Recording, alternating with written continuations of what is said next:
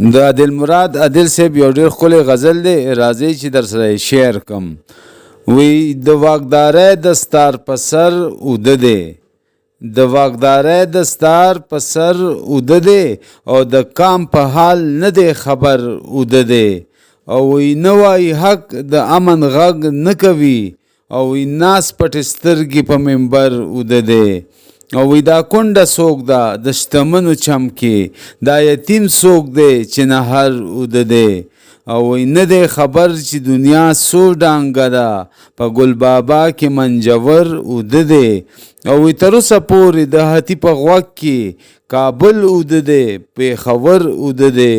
او وی د هغه کام پرمختګ څنګه وشي چې راختلی وي پنور اوده دی.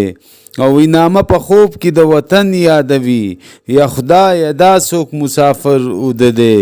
او وی ورباندې وکړې اغیارانو لوبې، پښتون لا پروت دی لرو بر اوده دی. او وی وران کندر کلی کې ناصح ته ګوره، سم د ماښامه بختور اوده دی.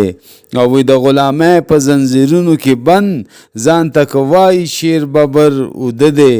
او وی خاورې به ورسي منزل ته کاروان، بېغمه زړه پروت دی رهبر اوده دی. او وی چې په نشو تماشو شپه روڼوي، د داسې ویښ نه خو بهتر اوده دی.